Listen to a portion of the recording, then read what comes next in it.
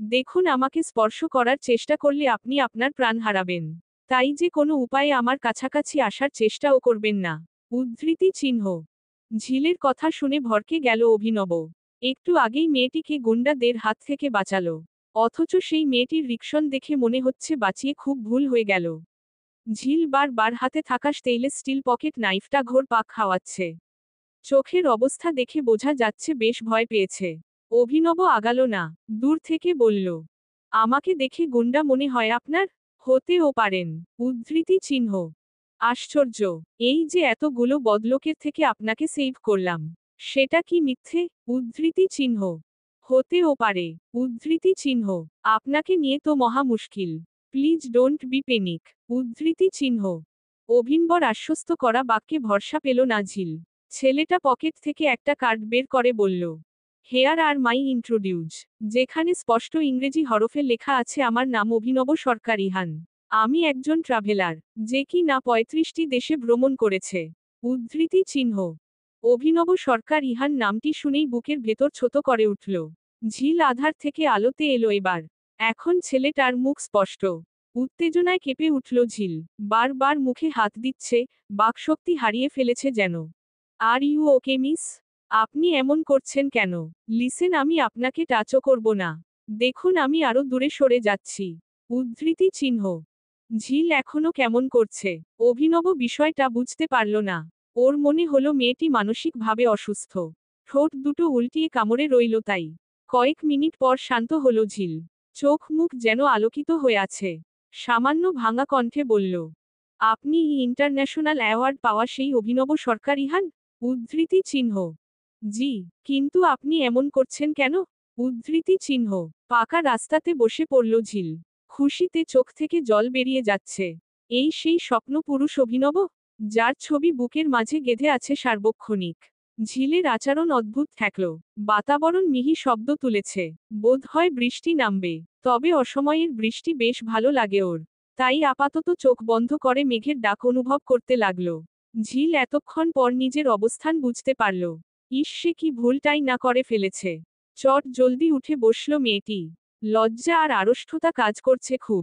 তবু ও বলল, আম সরি, আমি আসলে খুব নার্ভাস ছিলাম। তাই এমনটা করে ফেলেছি। উদ্ধৃতি চিহ্ন। ঝিলের কণ্ঠ কর্ণপাত হলো না ছেলেটার। সে ব্যস্ত প্রকৃতির সান্নিধ্য অনুভবে। ঝিল সেটা লক্ষ্য করে তাকালো। ভিডিওতে দেখেছিল অভিনবকে। ঠিক একইভাবে চোখ বন্ধ করে প্রকৃতিকে অনুভব করে। কি সুন্দর তার অনুভব শক্তি। ঝিল হারিয়ে গেল তাতে। ইতোমধ্যে কয়েকটা হার্টবিট মিস হয়েছে ওর। এভাবে থাকলে হয়তো মরেই যাবে। বাতাসের বেগ বেড়ে গেছে। চোখ মেলে তাকালো অভিনব। অদূরে দাঁড়িয়ে থাকা মেয়েটি এখনো কাঁপছে। মনে হচ্ছে কিছু নিয়ে খুব বেশিই চমকিত। কাছে আসলো অভিনব। হাতটা বাড়িয়ে দিয়ে বলল, হ্যালো মিস, আমি অভিনব সরকার ইহান। আপনি? উদ্ধৃতি চিহ্ন। ঝিল, অহনা মির্জা ঝিল। উদ্ধৃতি চিহ্ন। নিজের পরিচয় দিলে ও হাত মিলালো না সে। বিষয়টা তেমন পাত্তা দিল না অভিনব। ঠোঁটের হাসিটা আরেক প্রশস্ত করে বলল, ভয় পাবেন না প্লিজ, না হলে আমার লজ্জা লাগবে। উদ্ধৃতি চিহ্ন। ছেলেটার মুখ থেকে কথাটা অদ্ভুত শোনালে। অভিনব যে কি না ইতোমধ্যেই 35টি দেশ ভ্রমণ করেছে। হাজারো মানুষের সাথে সাক্ষাৎ হয়েছে, সে পাবে লজ্জা। বিষয়টা খুব বিস্ময়কর। কোথায় ডুবে গেলেন মিস ঝিল? উদ্ধৃতি চিহ্ন। না মানে, আমি আসলে একটু বিস্মিত। উদ্ধৃতি চিহ্ন। ঠোঁট উল্টিয়ে হাসল অভিনব। এমনটা প্রথম নয়। এর আগেও বহু সংখ্যক নারী তার সান্নিধ্য পেয়ে বিস্মিত, হতবাক, কিংবা চমকিত হয়েছে। তবে সামনে থাকা বাচ্চা মেয়েটি সবার থেকে একটু আলাদা। হয়তো বাঙালি বলেই। আমরা কি সামনে এগোতে পারি? উদ্ধৃতি চিহ্ন। Yeah sure. উদ্ধৃতি চিহ্ন। ঝিলের সহজ উত্তর। এখন কিছুটা সহজ হয়েছে মেয়েটা। অভিনব প্রশ্ন করল, এই ঘন রাত্রিতে গহীন জঙ্গলে কি করছেন? উদ্ধৃতি চিহ্ন। আমি আসিনি, আমাকে নিয়ে এসেছে ওরা। উদ্ধৃতি চিহ্ন। সেটা তো বুঝলাম। তবে এই রাস্তাতে কি করছিলেন? উদ্ধৃতি চিহ্ন। না মানে, আমি। তুতলে যাচ্ছে ঝিল। মনে হচ্ছে কথাগুলো বলতে চায় না। অভিনব শুধালো, বয়ফ্রেন্ড কেস? উদ্ধৃতি চিহ্ন। এই না, একদমই নয়। আমার কোনো বয়ফ্রেন্ড নেই। উদ্ধৃতি চিহ্ন। আহা, থাকতেই পারে। এটা কোনো অস্বাভাবিক বিষয় নয়। উদ্ধৃতি চিহ্ন। না সত্যিই নেই। উদ্ধৃতি চিহ্ন। কথাটা শেষ করে মুখ গোমড়া করে ফেলল মেয়েটি। যেন একরাশ ঘন কালো আধার এসে ওর চোখে মুখে ছুঁয়ে গেছে। অভিনবর ধারালো দৃষ্টি লক্ষ্য করল সেটা। হাসি পাচ্ছে ওর। সহসা এমন মেয়ে মানুষের দেখা মেলে না, যার কিনা প্রতি ক্ষণে ক্ষণে মুখের ভঙ্গিমা বদল ঘটে। অন্য মনস্ক ঝিল হোঁচট খেয়ে পড়ে যাচ্ছিল। খপ করেই মেয়েটির বাহু খামচে ধরল অভিনব। কিছুটা রাগী কণ্ঠেই বলল, কি করছেনটা কি? মন, ধ্যান, জ্ঞান সমস্তটা বসন্তে হারিয়ে গেছে মনে হচ্ছে। বসন্ত জড়িয়ে নিজেকে ভুলে গেলে হবে? লজ্জা পেল ঝিল। অভিনবর কঠোর বাক্যগুলো শুনে নয়, বরং অভিনবকে এত কাছ থেকে অনুভব করতে পারায়। ঝিলের মাথাটা অভিনবর বুক বরাবর। মিহি একটা ঘ্রাণ নাকে এসে লাগছে। মনে হচ্ছে সত্যিই বসন্ত এসে গেছে। লজ্জায় লাল বর্ণের আভা ছড়িয়ে গেল ওর সর্বমুখে। অভিনব নিজেও চমকিত হলো এবার। মেয়েটির বাহু ছেড়ে দিয়ে কিছুটা দূরে দাঁড়ালো। শুকনো দুটো ঢোক গিলে তাকালো আর চোখে শ্বাস প্রশ্বাসের শব্দ শুনতে পাচ্ছে ও। এমন কেন হচ্ছে? আগে কখনো এমন নার্ভাস ফিল হয়নি তো। তবে সত্যিই কি বসন্ত এসে গেছে? এক রাশ মন খারাপ নিয়ে টেরেসে বসে আসে ফারাবি। মন খারাপ হবে নাই বা কেন? এই যে কলেজ থেকে বসন্ত উৎসব নিয়ে সফর করবে, অথচ এক মানব তাকে যেতে দিচ্ছে না। কেঁদে চোখ লাল করে ফেলেছে মেয়েটা। রিমি নিজেও ব্যথিত। তার ভাইটা এমন কেন? মন খারাপ করিস না জানু। দেখবি পরের বছর ঠিকই যেতে পারবি। যেতে পারবো সেটা হলো রার পর। বিগত 4 বছর যাবত এমনি হচ্ছে আমার সাথে নেক্সট ইয়ার করা হয়। তবে নেক্সটটা আর আসে না। উদ্ধৃতি চিহ্ন। মুখটা চুপসে গেল রিমির। গালে হাত দিয়ে অশ্রু বিসর্জন দিচ্ছে ফারাবি। সত্যিই তো সব শখ কি কর্পূরের মতো উবে যাবে নাকি? ভগ্নহৃদয় নিয়ে চলে গেল রিমি। ভাইয়ের সামনে কথা বলার শক্তি ওর নেই। রিফাতের সাথে মনিকার দ্বন্দ্ব লেগে গেছে। মনিকার দাবি ঢাকা বিশ্ববিদ্যালয়ের বসন্ত উৎসবে নিয়ে যেতে হবে। অথচ রিফাত এত ঝামেলা পোহাতে চাচ্ছে না। ফোনে এক চোট লেগে গেল দুজনের। কল কেটে ফারহানের কাছে এলো সে। হতাশার নিঃশ্বাস পেরিয়ে বলল, প্রেম, এই প্রেম হলো একটা প্যারা। চাই না গার্লফ্রেন্ড। অসহ্য হয়ে গেছি আমি। উদ্ধৃতি চিহ্ন। সিগারেটে শেষ টান দিল ফারহান। তবে নিরুত্তর রইল। ওর ইচ্ছে করছে না উত্তর দিতে। রিফাত এবার ঝাঁজ নিয়ে বলল, তুই কি শুনতে পাস না আমার কথা? উদ্ধৃতি চিহ্ন। শুনলাম। উদ্ধৃতি চিহ্ন। কি শুনলি? উদ্ধৃতি চিহ্ন। তোর প্রেম কাহিনী। উদ্ধৃতি চিহ্ন। প্লিজ ইয়ার কোনো সমাধান দে আমায়। ব্রেকআপ কর। উদ্ধৃতি চিহ্ন। আশ্চর্য। উদ্ধৃতি চিহ্ন। গা দুলিয়ে হাসল ফারহান। সিগারেট খাওয়া আধকালচে ঠোঁটটা সামান্য প্রসারিত হচ্ছে আবার সংকুচিত হচ্ছে। ছেলেটার মুখ মণ্ডলে সহসা হাসি দেখা যায় না। এই হাসি বিরল, এই হাসির মোহ অন্তহীন। ফরহাদের হঠাৎ বিশেষ আহ্বানের কারণ বুঝতে পারল না ফারহান। তবে ভেতরে ভেতরে কিছু আশঙ্কা হচ্ছে। রুমের কাছে গিয়ে নক করল সে। ওপাশ থেকে শীতল এক কণ্ঠ কানে এলো। ভেতরে আসো ফারহান। উদ্ধৃতি চিহ্ন। জি আব্বু। উদ্ধৃতি চিহ্ন। বর্ষ। উদ্ধৃতি চিহ্ন। সামনে থাকা আসনটিতে বসল ফারহান। ফরহাদ অ্যালকোহল যুক্ত ওয়াইন পান করেন না, তবে নন অ্যালকোহল বিয়ার পান করেন। ফারহান সেদিকেই ভ্রু কুঁচকে তাকিয়ে বলল, আব্বু তুমি বিয়ার পান করবে না আর? উদ্ধৃতি চিহ্ন। কেন বলো তো? উদ্ধৃতি চিহ্ন। অস্বাস্থ্যকর। উদ্ধৃতি চিহ্ন। মাঝে মাঝে খেতে হয় ফারহান। যারা বিজনেস করে তারা সবাই বিয়ার নেয়। উদ্ধৃতি চিহ্ন। কথা বলল না ফারহান। প্রতিবারই এমন উত্তর করেন তিনি। ফারহানকে এক গ্লাস অফার করল, তবে ফারহান সেটা নিল না। বরং দাঁতে দাঁত চেপে বসে রইল।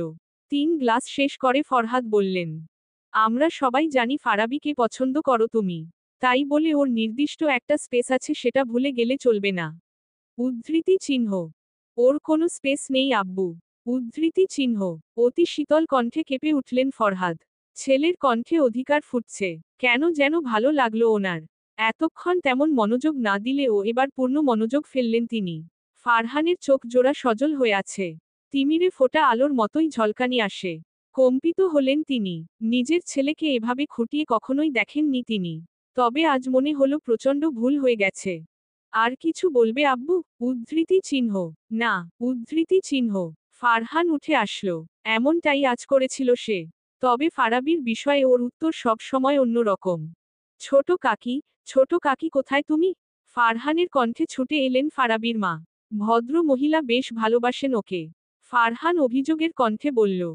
বাসায় বিরিয়ানি রান্না হচ্ছে আর আমায় জানালেও না? উদ্ধৃতি চিহ্ন। ভুল হয়ে গেছে বাবা, তুই ঘরে যা, আমি খাবার নিয়ে আসছি। উদ্ধৃতি চিহ্ন। হুম ঠিক আছে। আচ্ছা ফারাবি কোথায়? উদ্ধৃতি চিহ্ন। অভিমান করেছে খুব, দেখ হয়তো ছাদে গিয়ে বসে আছে। উদ্ধৃতি চিহ্ন। একটু ভাবল ফারহান, তারপরই কিচেনে গিয়ে বিরিয়ানি নিয়ে এলো। ওর আচরণ দেখে মৃদু হাসলেন ফারাবির মা। দোলনায় পা উঠিয়ে বসে আছে ফারাবি। মনটা ভীষণ খারাপ। সব সময় ফারহান এমন করে কেন? এত অধিকার ফলাতে আসেন তিনি? ভালোবাসা কি একদিক থেকে হয়? ফারহানকে কখনো কি বলেছে আমিও আপনাকে ভালোবাসি? তবু ও এই মানব অধিকার দেখাতে আসেন। খুব রাগ হচ্ছে ওর, ইচ্ছে হচ্ছে ছাদ থেকে পড়ে যেতে। না থাকবে ও আর না থাকবে হবে কারো সমস্যা। ছাদ থেকে ফেলে দেই। উদ্ধৃতি চিহ্ন। বিহ্বল হয়ে গেল ফারাবি। মনের কথা মনেই রয়ে গেছে অথচ এসে পড়েছেন সে। পেছনে ঘুরে তাকানোর সাহস হলো না। এতক্ষণ রাগ হলেও এখন ভয় হচ্ছে খুব। ফারহান মানেই বাঘের মতো গর্জন, শেয়ালের মতো বিচক্ষণ আর ঈগলের মতো দৃষ্টি। সব মিলিয়ে কোনো বিশেষ ধরনের প্রাণী। ফারহানের উপস্থিতি খুব কাছে অনুভব হতেই বুকের ভেতর ধিম ধিম আওয়াজ হতে লাগল। মনে হচ্ছে হৃৎপিণ্ড বুক চিরে বেরিয়ে আসবে। কি হলো ফেলে দেই তোকে? উদ্ধৃতি চিহ্ন। ভয় পাই না আমি। উদ্ধৃতি চিহ্ন। আচ্ছা এত সাহস? উদ্ধৃতি চিহ্ন। কেন ভয় পাবো আপনাকে? কে আপনি যে ভয় পেতে হবে? উদ্ধৃতি চিহ্ন। মেয়েটার কণ্ঠে রোষ গলে গলে পড়ছে। মনে হচ্ছে বহু চেষ্টার পর বাক্যগুলো উচ্চারণ করেছে সে। ফারহান খাবারটা সাইড করে রেখে একটু আগালো। অনেক চেষ্টার পর চোখ দুটো খোলা রেখেছিল মেয়েটা। তবে ফারহানের অনাকাঙ্ক্ষিত কাণ্ডে চোখ খুলে রাখতে পারল না। তীর তীর করে ঘামছে ফারাবি। তবে ওকে অবাক করে দিয়ে কেবলই হাসল ফারহান। সন্তপর্ণে কপালে চুম্বন এঁকে বলল, যেদিন অধিকার দিবি সেদিনই স্বাদ নিব। উদ্ধৃতি চিহ্ন। লজ্জা কি বস্তু তা জানা নেই ওর। তবে এই মুহূর্তেই রে যেতে ইচ্ছে করছে ওর। সামনে থাকা মানুষটির দিকে তাকাতেও পারছে না। ওর অবস্থা বেশ উপভোগ করছে ফারহান। মানুষের সর্বসুখ তো ভালোবাসাতেই। এখন অপেক্ষা শুধুই বসন্তের। বিরতহীন বেজে চলেছে ফোন। ঝিলের তাতে কোনো হেলদোল নেই। সে ব্যস্ত পাশে থাকা পুরুষটির গায়ের সুবাস নিতে। ছেলেটার সৌন্দর্য যেন ওকে ভস্ম করেই দিবে।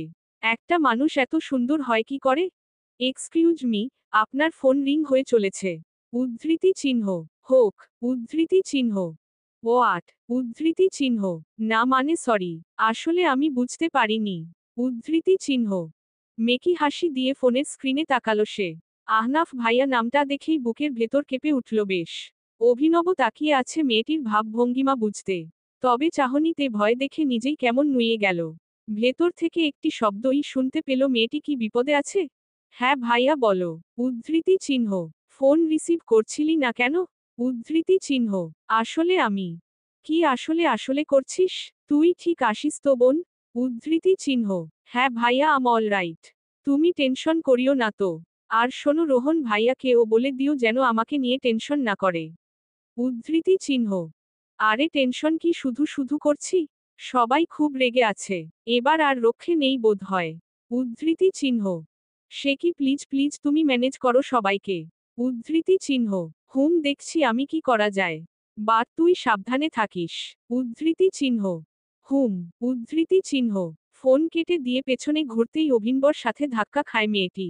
ভয়ে একদম জড়সড় হয়ে যায়। অভিনব কি কিছু শুনেছে? এই যে মিস আপনি তো বড্ড বেখেয়ালি। উদ্ধৃতি চিহ্ন। কেন আমি আবার কি করলাম? উদ্ধৃতি চিহ্ন। একটা পার্স এগিয়ে দেয় অভিনব। জিভ কাটে ঝিল। মাথা চুলকিয়ে বলল, এক্সচেলি আমি না একটা অদ্ভুত। উদ্ধৃতি চিহ্ন। হুম তেমনই আর কি। উদ্ধৃতি চিহ্ন। মাথা নিচু করে হাঁটতে লাগলো দুজনে। অভিনব বেশ মজা পাচ্ছে এবার। বাচ্চা একটা মেয়ে, তবে সাহস আছে বেশ। খ্যাক করে কাশল সে। ঝিল বলল, পানি খাবেন? উদ্ধৃতি চিহ্ন। উহু। উদ্ধৃতি চিহ্ন।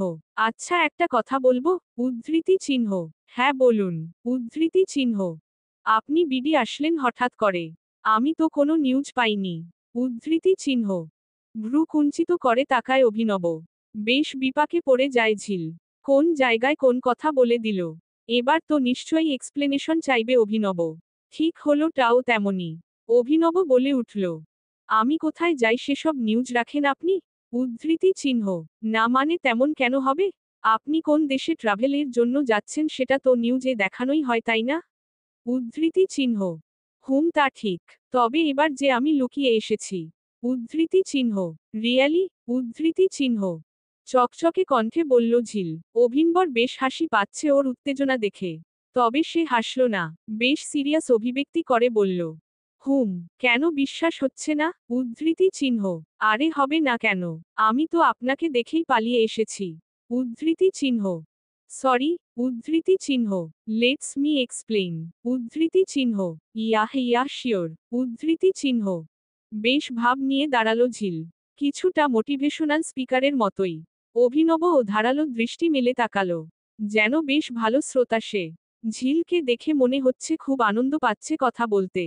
তো বিষয়টা হলো যে আমি 3 বছর পূর্বে একটা নিউজ দেখেছিলাম যেখানে আপনি তথা অভিনব সরকার ইহান নামের এক প্রিয়র বাঙালি আর জন্মগত বিদেশি ছেলে বাসা থেকে পালিয়েছে শুধুমাত্র ভ্রমণের জন্য। আর সেইটা ছিল আপনার 15তম দেশ ভ্রমণ। বিষয়টা আমাকে এমন ভাবে অ্যাট্রাক্ট করল যে আমিও আপনার পথে গমন করলাম। বাট আফসোস প্রতিবার কয়েক কিলোমিটার যাওয়ার পরই ধরা খেয়ে যেতাম। তখন তো বেশ অনেকটাই ছোট ছিলাম তাই আমার ভাইয়ারা সাহায্যও করতো না। উদ্ধৃতি চিহ্ন। হুম বুঝলাম। বেশ অ্যাট্রাকটিভ ম্যাটার। উদ্ধৃতি চিহ্ন। হুম একদম। দারুণ না বিষয়টা? উদ্ধৃতি চিহ্ন। হুম বেশ দারুণ। তো মিস ঝিল আপনি কি এখন বড় হয়ে গেছেন? উদ্ধৃতি চিহ্ন। কথাটা কানে পৌঁছাতে কিছুটা সময় নিল ঝিলের। উসখুস করতে লাগলো মেয়েটি। ইতোমধ্যেই লজ্জায় লাল হয়ে গেছে মুখ। হাত কচলাতে লাগলো। পুরোটা মনোযোগ মাটির দিকে। অভিনব হাসল, তবে সেই হাসিটা অন্তকর্ণেই স্থায়িত্ব পেল। সহজ হতে অভিনব শুধালো। বয়স কত আপনার? উদ্ধৃতি চিহ্ন। 17 বছর।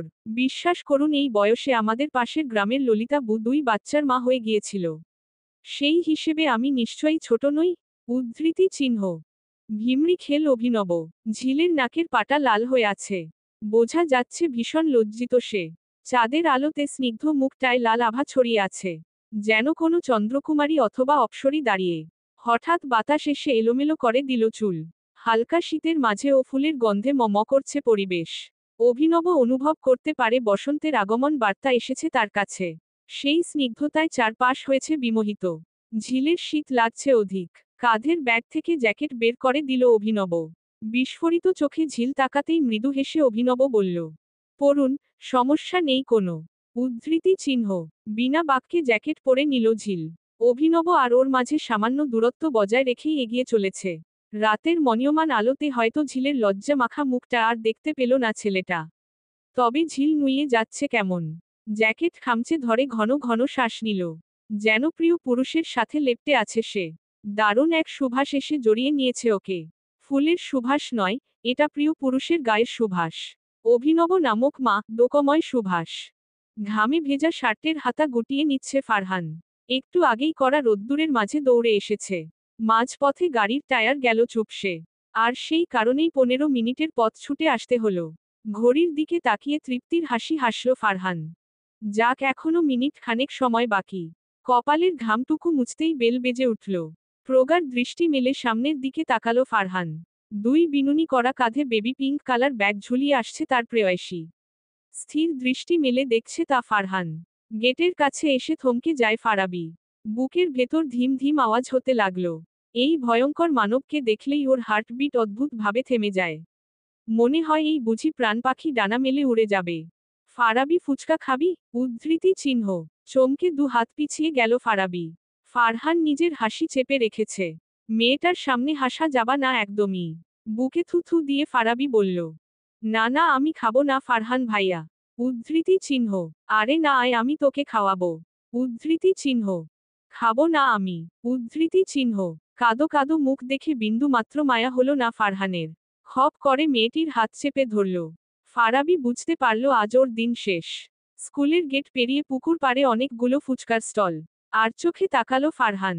ফারাবি একদম চুপসে গেছে।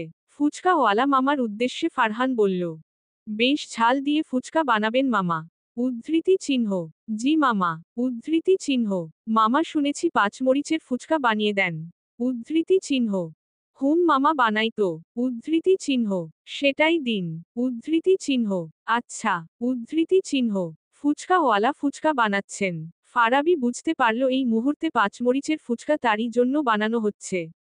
তবে ভয়ঙ্কর মানবের মুখাশ্রীর দিকে তাকিয়ে গলায় কথা আটকে গেছে। ফুচকার স্টলের পাশে লোক সমাগম বাড়তে লাগল। তাই ফুচকা নিয়ে কিছুটা দূরে এলো ফারহান। শুনশান নীরব সে স্থান। একটা ফুচকা হাতে তুলল ফারহান।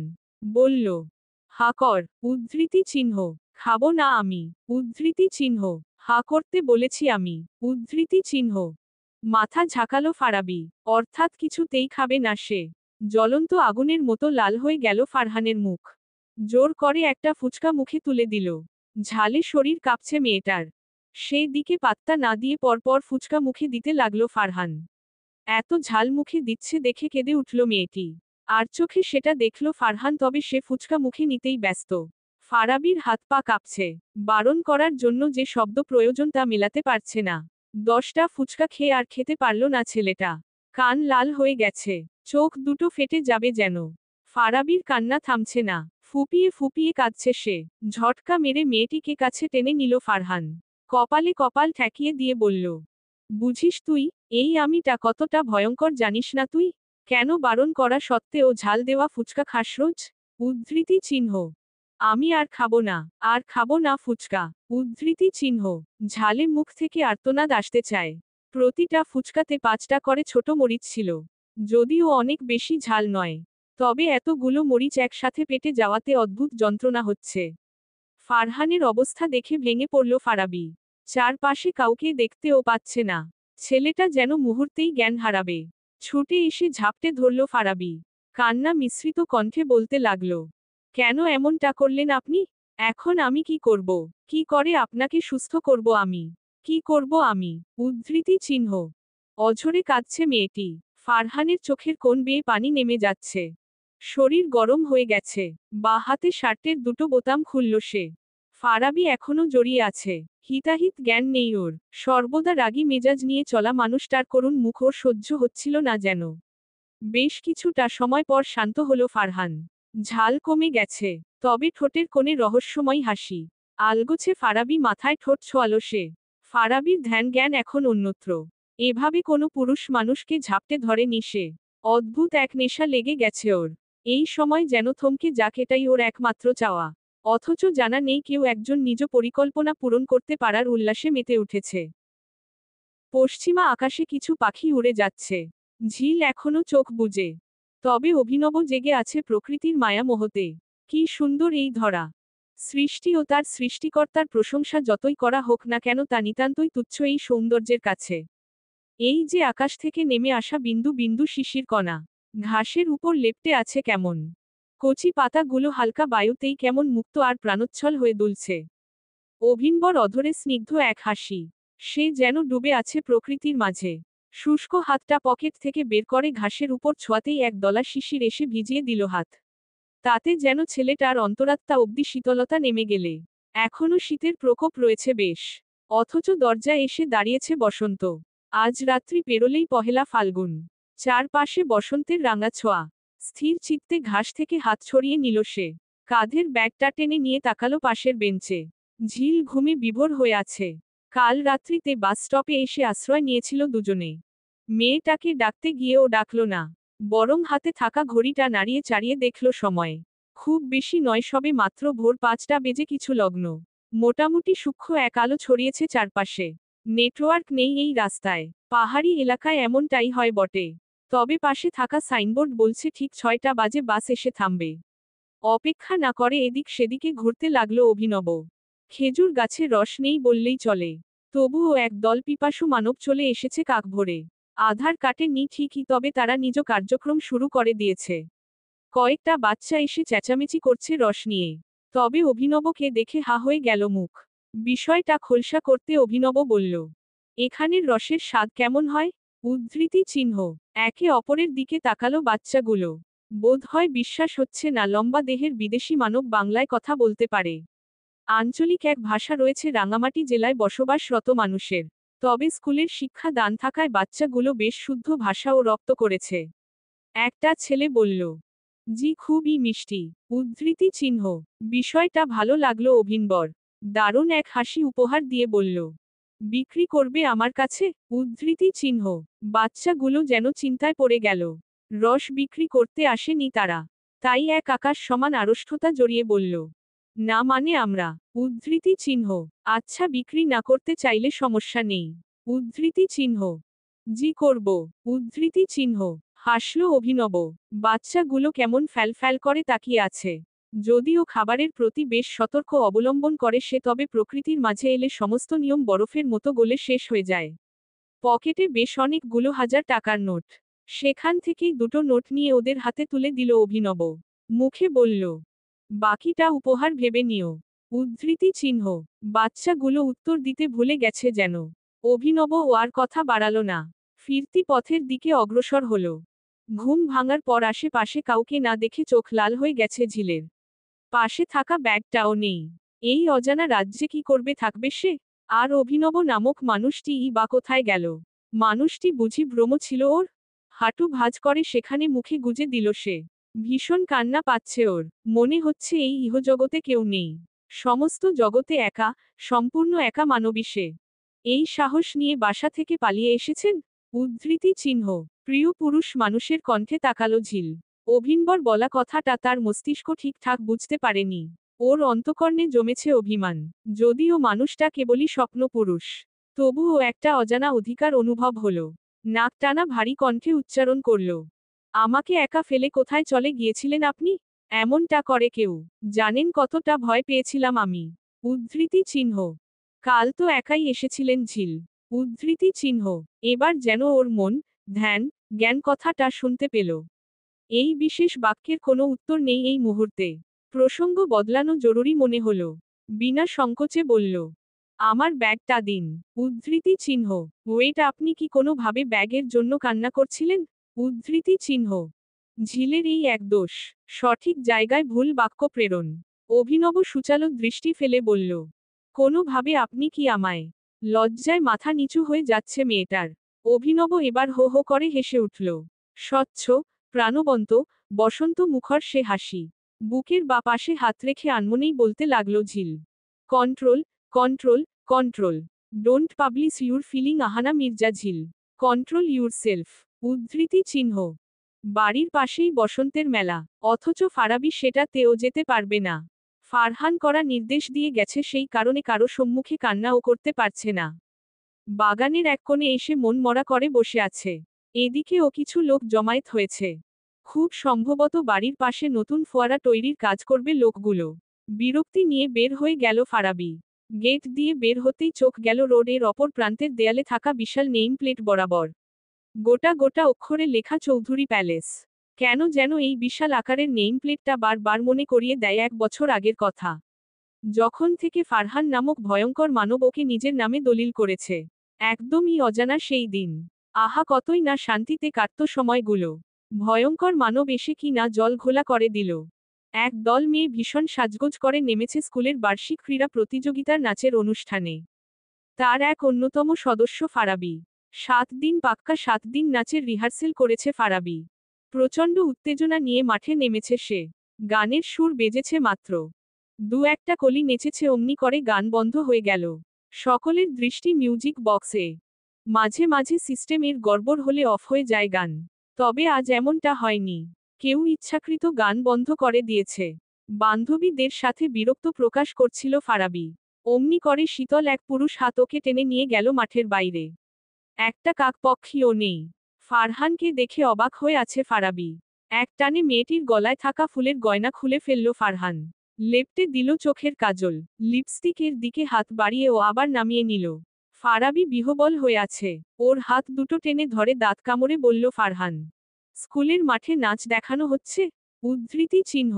বিনা বাক্যে তখনও দাঁড়িয়ে ফারাবি। ফারাবির হাত দুটো দিয়েই লিপস্টিক লেপটে দিল। তবুও ক্ষান্ত হলো না ফারহান। গাছের সাথে চেপে ধরল। ব্যথায় ককিয়ে উঠল মেয়েটি। ফারহানের চোখ জোড়া ভীষণ লাল। ক্রন্দনরত অবস্থায় ফারাবি বলল, নাচ করা দোষের? উদ্ধৃতি চিহ্ন। যে মেয়ে নাচের সময় কস্টিউমের দিকে খেয়াল রাখে না, অন্তত তার কোনো অধিকার নেই নাচ করার। উদ্ধৃতি চিহ্ন। আগ্নেয়গিরির মতো তাকালো ফারাবি। চোখ বন্ধ করে ফারাবির অর্ধ গো পিঠে হাত ছোয়ালো ফারহান। মেয়েটির চিত্ত কেঁপে উঠল তৎক্ষণাৎ। চোখ দুটো নিজ থেকেই বন্ধ হয়ে গেল। হতাশা ভরা চাহনিতে তাকিয়ে থেকে ফারাবিকে ছেড়ে দিল ফারহান। লজ্জায় লাল হয়ে গেছে ফারাবির গাল। ফারহান নিজ কর্মের জন্য ব্যথিত, তবে সেটা বুঝতে না দিয়ে গায়ে থাকা জ্যাকেটটা ছুড়ে দিল।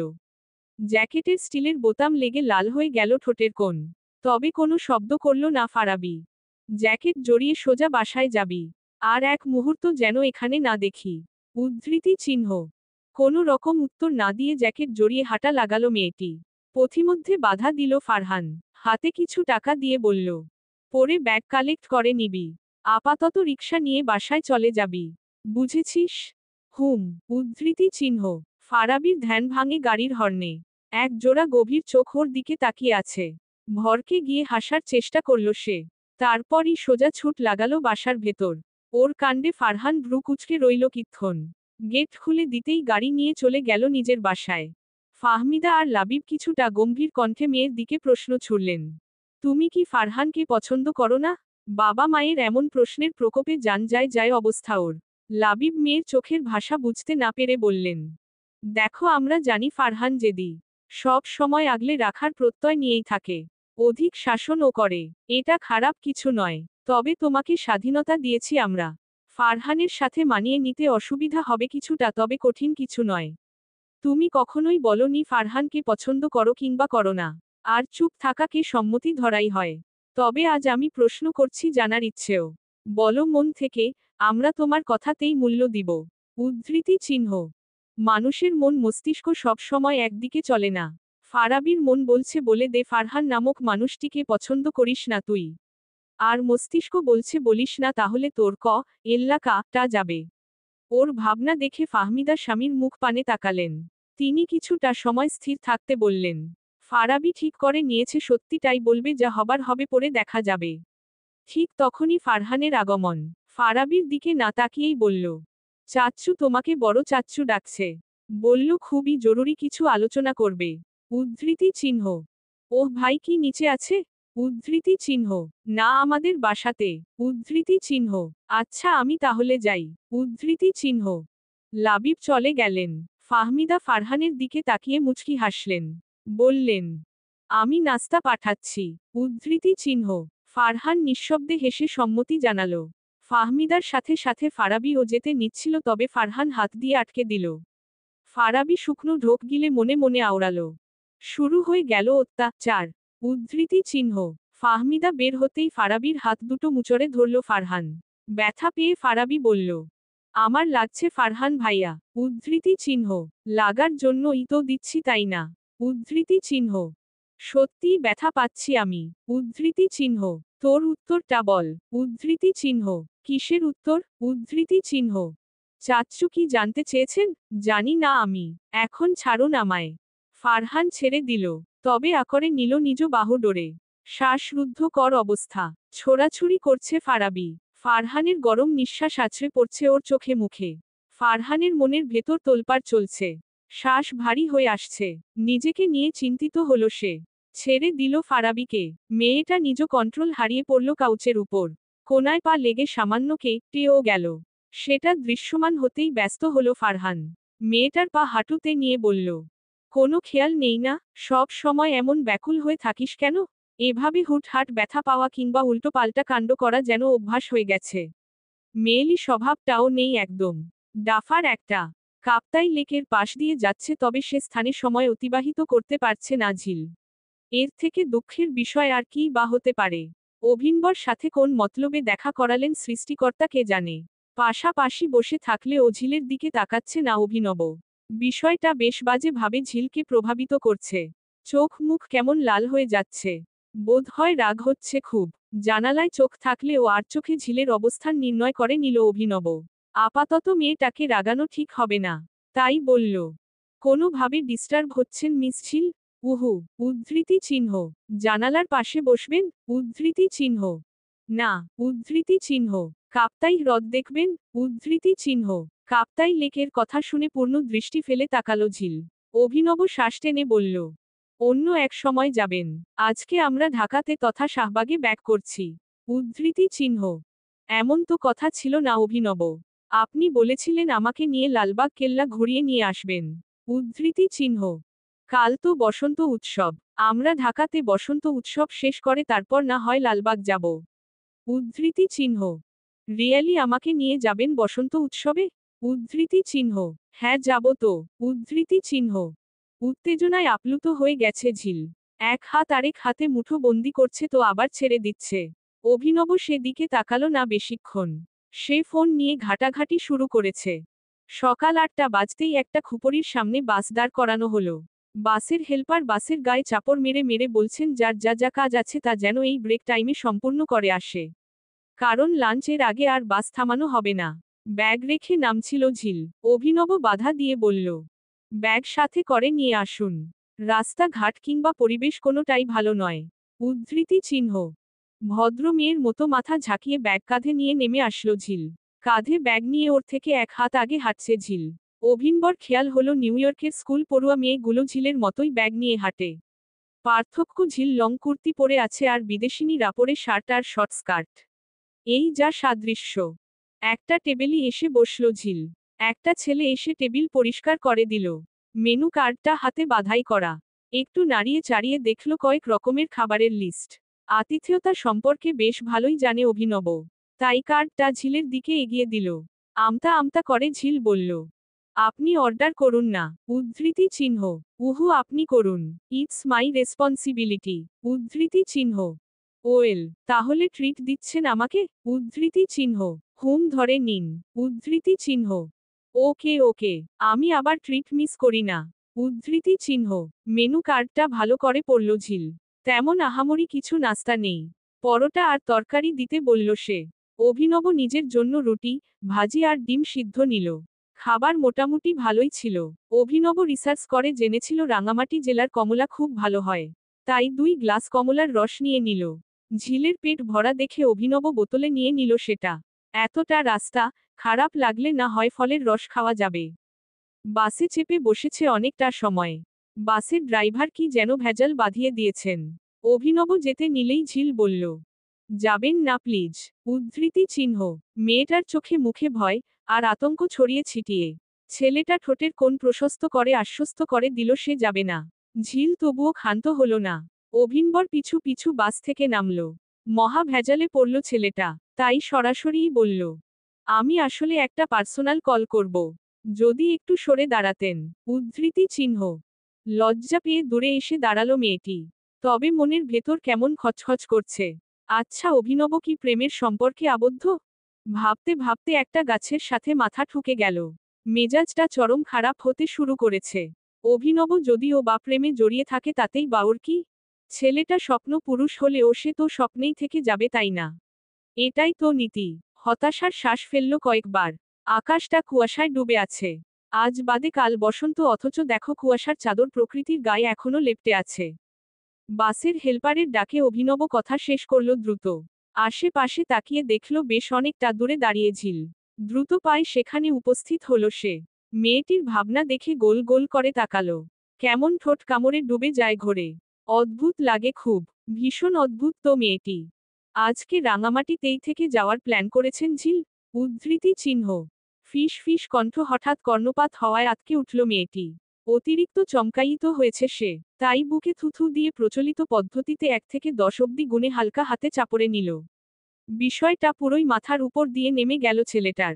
মেকি হাসি ঝুলিয়ে ঝিল বলল, হ্যাঁ হ্যাঁ চলুন। উদ্ধৃতি চিহ্ন। বাসে এসে বসল ঝিল। অভিনব আরেক পলক তাকালো চারপাশে। প্রকৃতির প্রতিটা সৌন্দর্য বিমোহিত করে ওকে। প্ল্যান অনুযায়ী সাজেক ভ্যালি ঘোরার কথা ছিল। অথচ পথিমধ্যে মেয়েটি এসে পড়ল। আর এখন কত কী না করতে হচ্ছে ওর। ভাবতে ভাবতে হেল্পার আবারও হাঁক ছেড়ে ডাক জুড়লেন। নেহাতি বিদেশিদের মতো দেখতে অভিনব। না হলে আচ্ছা করে বকে দিত হেল্পার ছোকরাটা। পা খুঁড়িয়ে খুঁড়িয়ে হাঁটছে ফারাবি। ভালোই আঘাত লেগেছে পায়ের আঙুলে। তবুও হেঁটে চলেছে অনরগল। মনে মনে শখানেক গালি প্রদান করছে সেই ভয়ঙ্কর মানবকে। না আর সহ্য করা যায় না। এমন ভাব দেখায় যেন বিয়ে করা বউ। স্থির করল ফারাবি। যে কোনো কিছুর মূল্যে সে যাবেই যাবেই। বাড়ির পাশেই বসন্ত মেলা অথচ যাবে না সে?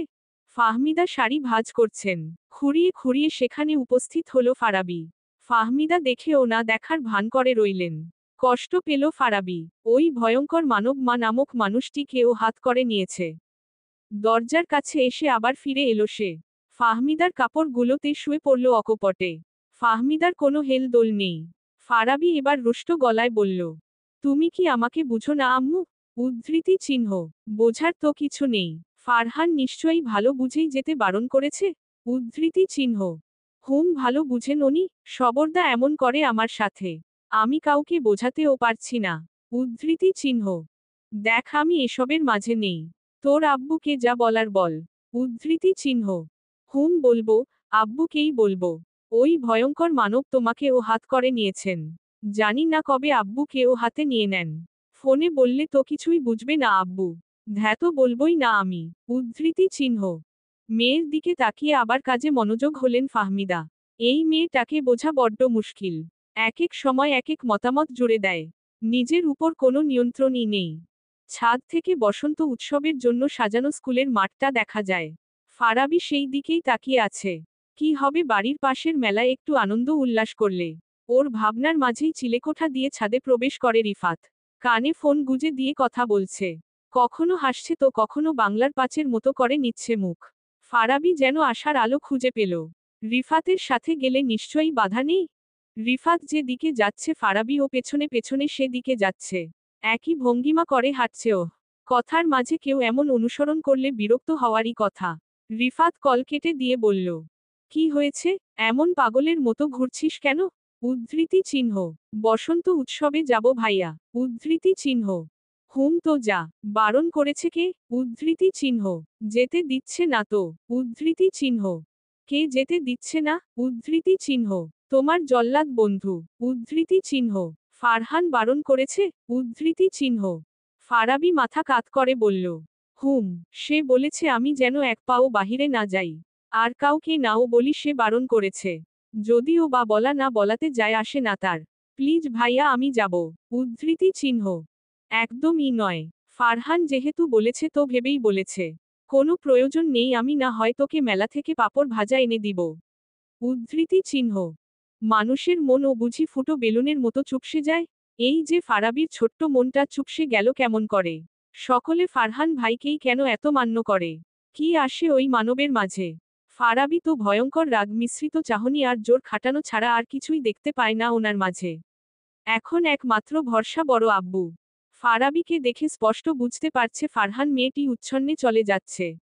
আরও শাসন করতে হবে। হাজার খানেক ব্যস্ততা এসে চেপে না ধরলে চরম শাস্তি দিত মেয়েটিকে। আপাতত সময় নেই একদম। ফারাবির বাসার ছাদ থেকে চোখ নামিয়ে গাড়ি নিয়ে বের হলো ফারহান। মানুষলোকে কিছুতেই শান্তি পাচ্ছে না সে। তাই ফোন করল রায়হানকে। শোন, আমার কাছে এত সময় নেই এক্সপ্লেইন করার মতো। শুধু ফারাবির উপর নজর রাখবি। বাসা থেকে বের হয়ে কোন কোন জায়গায় যাচ্ছে সবটা আমার ইনফরমেশন চাই। উদ্ধৃতি চিহ্ন। আচ্ছা ভাই। উদ্ধৃতি চিহ্ন। ফোন রেখে ও শিথিল হতে পারল না ফারহান। যত এগুচ্ছে ঠিক ততই মনটা বিক্ষিপ্ত হয়ে যাচ্ছে। একদমই মন টানছে না। রুফ অফিস থেকে ফিরেছেন মাত্র। ওনার জন্যই অপেক্ষা করছিল ফারাবি। দ্রুত গতিতে কিচেন থেকে পানি নিয়ে এসে সামনে দাঁড়ালো। রুফ পানি পান করে বললেন, কিছু বলবে মামুনি? উদ্ধৃতি চিহ্ন। জি বড় আব্বু। উদ্ধৃতি চিহ্ন।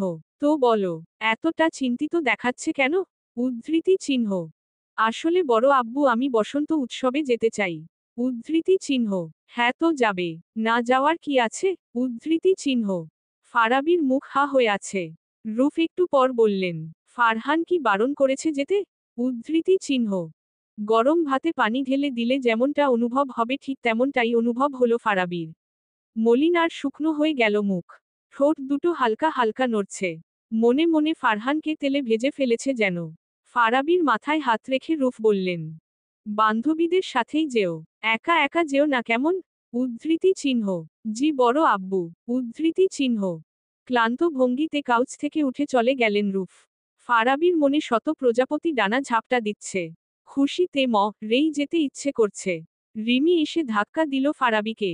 ফারাবি ভ্রু নাচিয়ে বলল, কি ভেবেছে তোর ভাই, আমার সাথে অত্যাচার চলবে না?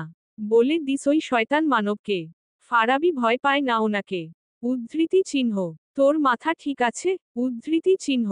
কেন আমি আবার কি করলাম তোরে? উদ্ধৃতি চিহ্ন। ভাইয়া জানলে তুই শেষ। উদ্ধৃতি চিহ্ন। তুই আর তোর ভাই দুজনই জঘন্য। এখন শর্ত। উদ্ধৃতি চিহ্ন। রিমিকে ঠেলে বাইরে চলে এলো ফারাবি। গালে হাত দিয়ে বসে রইল রিমি। কে জানে কি আছে এই মেয়ের কপালে। লাঞ্চ করার ফুসরত অবধি নেই। মাত্র 15 মিনিট সময় দিয়েছে লাঞ্চ করার জন্য। বাসের ড্রাইভার একজন রগচটা ব্যক্তি, তা সবাই বুঝে গেছে। নেহাতই এই বাস দিয়ে ঢাকায় ফিরবে অভিনব। না হলে বাসের ড্রাইভারের সাথে হিসেব চুকিয়ে দিত একদম।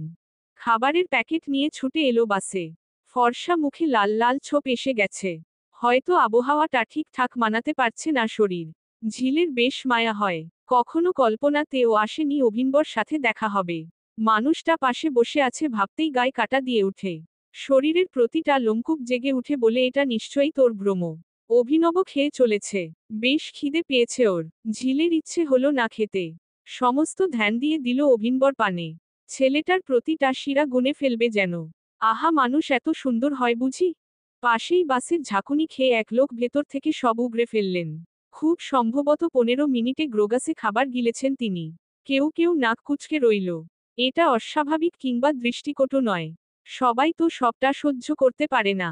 সকলের মধ্য থেকে অভিনব উঠে গিয়ে লোকটার হাতে পানির বোতল এগিয়ে দিল। যার ফলে ঝিল চরম অবাক হল। এমন একজন অসাধারণ মানুষ এতটা মিশুক হয় বুঝি। ঝিলের প্রশ্নবিদ্ধ মুখ দেখে অভিনব ক্ষীণ হাসছে। ঝিল ওপাশ ফিরে রইল। কারো বমি দেখলে ওরও বমি আসে। বেশ কিছুটা সময় অতিবাহিত হওয়াতে অভিনব বলল, ঔষধটা নিন। এটা খেয়ে নিলে আই থিঙ্ক আর প্রবলেম হবে না। উদ্ধৃতি চিহ্ন। ঝিল বমি করে দিবে এমন অবস্থা।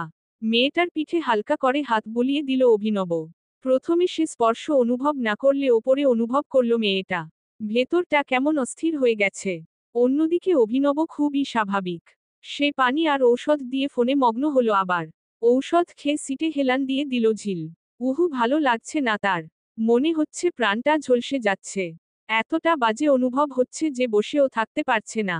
থেকে থেকে তাকাচ্ছিল অভিনব। মেয়েটার অবস্থা আশঙ্কাজনক দেখে জানালার সিটে বসিয়ে দিল। হালকা হাতে মাথায় হাত বুলিয়ে বলল, চোখ বন্ধ করে ঘুমানোর চেষ্টা করুন। আমি আপনার পাশেই থাকছি। উদ্ধৃতি চিহ্ন। ঝিল ঘুমানোর চেষ্টা করল। তবে খুব কষ্ট হচ্ছে ওর। ভেতরটা কেমন তেতো তেতো লাগছে। বিকেলের দিকে বাস এসে থামল সায়দাবাদ বাস স্টপে। একে একে নেমে যাচ্ছে সবাই। ঝিল আর অভিনব বসেছে বাসের মাঝের সিটে। ওদের পেছনে থাকা যাত্রীও নেমে গেছে। এবার স্থির কণ্ঠে ঝিলকে ডাকল অভিনব। চোখ হালকা খুলে অভিনবর মুখটা দেখতে পেয়ে কিছুটা চমকায়িত হল। দ্রুত উঠে গিয়ে ব্যাগ কাঁধে নিল সে। ওর আচরণ ঠিকঠাক অনুধাবন হলো না। অভিনব ও ব্যাগ কাঁধে নিল। বাস থেকে নেমে যাওয়ার পূর্বে বলল, সব কিছু দেখে নিয়ে আসুন। উদ্ধৃতি চিহ্ন। সায়দাবাদ বাস স্টপ থেকে ঢাকা বিশ্ববিদ্যালয়ের দূরত্ব মোটামুটি 5 কিলোমিটার। অভিনব ফোনে লোকেশন সার্চ করে দেখে নিল সবটা। বস্তুত দিক খোঁজাখুঁজিতে সমস্যা হচ্ছে কিছুটা। পূর্বে এই স্থানে আসা হলে হয়তো আরও দ্রুত ও সহজতর রাস্তা দিয়ে আগাতে পারত।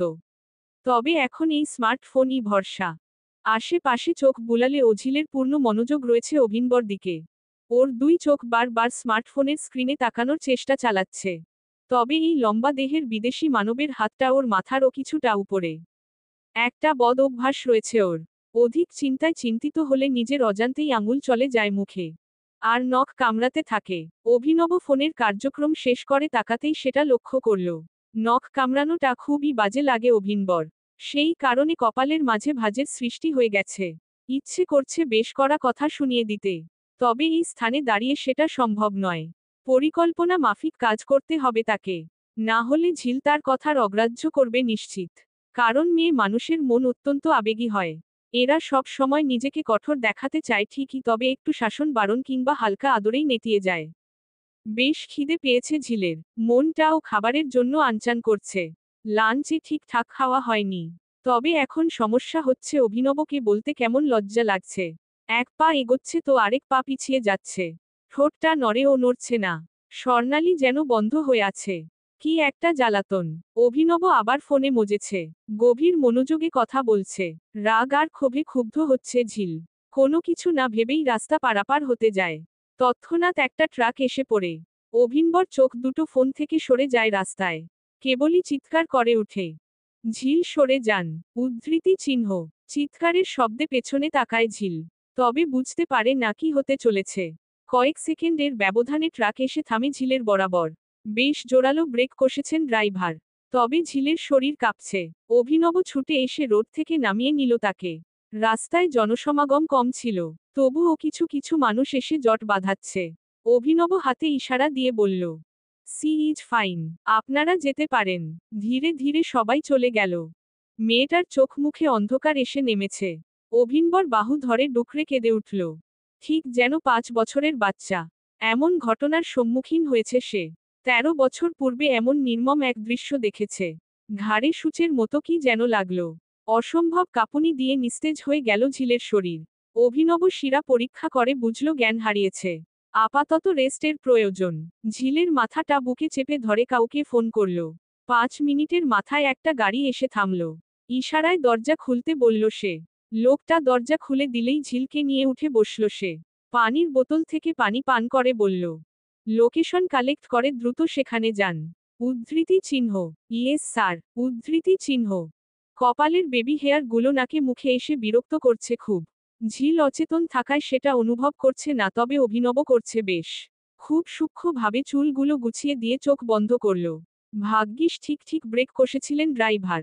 তবে ভয় পেয়ে জ্ঞান হারালো নাকি ইঞ্জেকশন পুশ করাতে তা ঠিক ঠাউর হচ্ছে না। সে যাই হোক, তৎক্ষণাৎ তো জ্ঞান হারিয়েছে। আর এখন কাজটা বেশ সহজও হয়ে গেছে। ভয় পেয়ে জ্ঞান হারালে ও ইঞ্জেকশনের প্রভাবে 2 ঘন্টা জ্ঞান আসবে না। আর এর মাঝেই কাজ হয়ে যাবে। বুক ভরে স্বস্তির শ্বাস নিয়ে জানালা দিয়ে চোখ গলিয়ে দিল অভিনব। এই প্রকৃতি একবার নয় বারবার বিমোহিত করে ওকে। হাতে মেহেদি দিচ্ছে ফারাবি। মোট কথা বসন্ত উৎসবের সাজসজ্জা আজ থেকেই শুরু করেছে সে। বাতাসে ফুলের গন্ধ ম ম করছে। নানান আয়োজনের হট্টগোল আওয়াজের ধ্বনি শোনা যায়। প্রিয় প্রকৃতি সেজে উঠেছে নতুন রূপে নতুন সাজসজ্জায়। নতুন রূপে নতুনত্ব ছড়িয়ে দিবে এই ধরায়। ফারহান না থাকাতে বেশ আরাম করে বসেছে ফারাবি। ভয়ঙ্কর মানব থাকলে এই বাসাতে ওর টিকিটাও দেখা যায় না। তাই মনে মনে রিমি তার ভাইকে গালি প্রদান করল। চপ আর মুড়ি রেখে বসল পাশে। মেয়েটা বেশ ভালো অঙ্কন শিল্প রপ্ত করেছে।